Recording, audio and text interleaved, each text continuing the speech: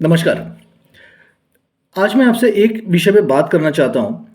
जभी भी मैं ट्विटर पे कोई भी मैटर जब हमारी राजमाता एंटोनिया माइनो और उनके सुपुत्र रॉल विंसी, जिनको आप राहुल खान गांधी के नाम से जानते हैं, इनके जब भ्रष्टाचार के ऊपर जब मोदी सरकार की कोई भी एक्शन होती है और जब हम उसके ऊपर ट्वीट करते हैं, आप में से हर एक आदमी या बहुत लोग मुझे ये पूछते हैं कि अगर इतना ये तो इनको अरेस्ट क्यों नहीं करते। तो आज इस बात को मैं फर्स्ट एंड लास्ट टाइम एकदम क्लियर करना चाहता हूं। Don't expect prime minister Modi ji to repeat the mistake of arresting Antonia Maino और Raul Vinci aka Rahul Khan Gandhi. इन्हें कभी भी अरेस्ट नहीं किया जाएगा। उसके पीछे का एक कारण है। वो कारण यह है कि मोदी जी भारत की जनता के दिल को बहुत अच्छे से जानते हैं। वो जानते हैं कि यहाँ के लोग ये दिमाग से कम और दिल से ज़्यादा सोचते हैं। मैं एक एग्जांपल देता हूँ।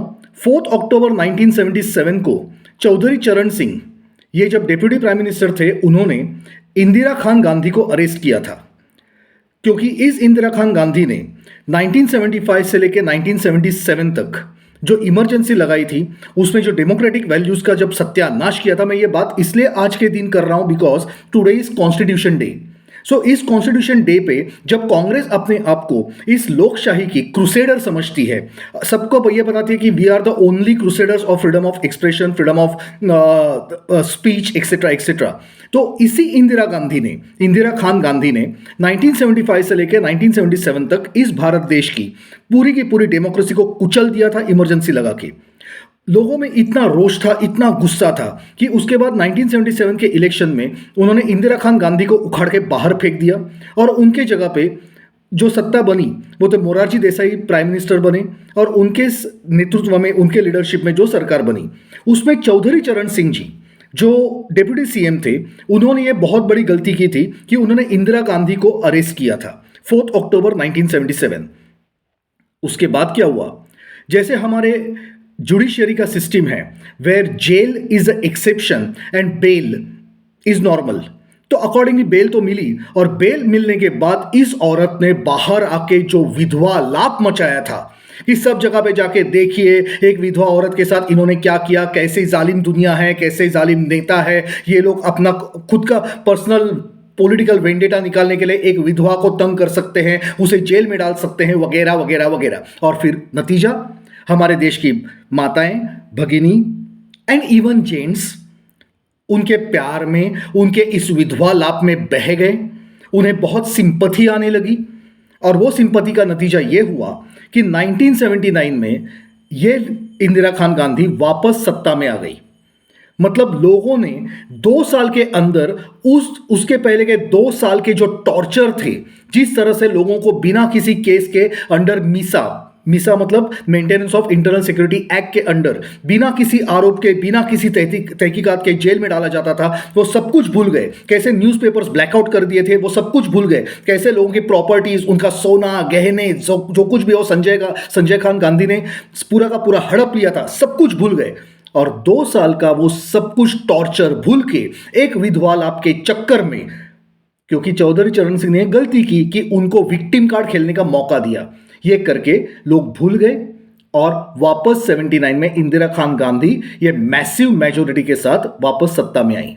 क्या आप चाहते हैं कि अगर पंतप्रधान मोदी जी इस एंटोनिया माइनो उर्फ सोनिया खान गांधी, रॉल विंसी उर्फ राहुल खान गांधी, बियांका उर्फ प्रियंका वाड्रा, जो अपने आप को अभी भी गांधी कहलाती है, इनमें से अगर किसी एक को भी अगर पंतप्रधान मोदी जी कितने भी सबूत होने के बावजूद अगर अरेस्ट करते हैं, नतीजा क्या होगा? नतीजा यही होगा, वापस वही विधवा यहां पे चालू होगा।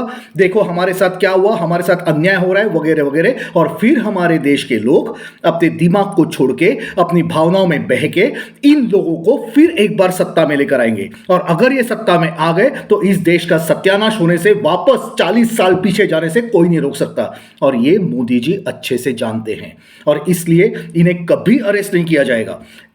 क्या होगा मैं आपको बताता हूं। इनके इर्द गिर्द जितने लोग हैं जिनके थ्रू ये लोग पैसे घुमाते हैं, मनी लॉन्ड्रिंग करते हैं, जिनके थ्रू ये लोग आईएसआई के साथ कनेक्शन रखते हैं, जिनके थ्रू ये लोग देश विरोधी ताकतों के साथ संबंध रखते हैं, उनके साथ बड़े बड़े डील्स करते हैं और उनके साथ मिलकर साजिशें की जाती है इस देश के खिलाफ, उन लोगों को, उनके इर्द गिर्द के सब लोगों को एक एक करके अरेस्ट किया जाएगा, उनके फाइनेंशियल नेटवर्क को तोड़ा जाएगा, इन लोगों को पई पई के लिए मोहताज किया जाएगा, इन्हें पूरी तरह से बेनकाब किया जाएगा, लेकिन इन्हें अरेस्ट नहीं किया जाएगा क्योंकि मोदी जी नहीं चाहते कि लोग फिर एक बार इमोशन में बह के, भावनाओं में बह के इन लोगों को फिर एक बार सत्ता में लेकर आए।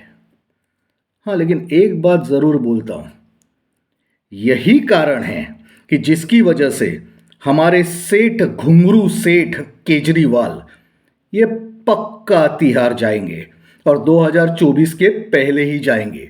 किसी को जेल न भेजने का कोई कारण है तो किसी को जेल भेजने का भी कोई कारण होगा।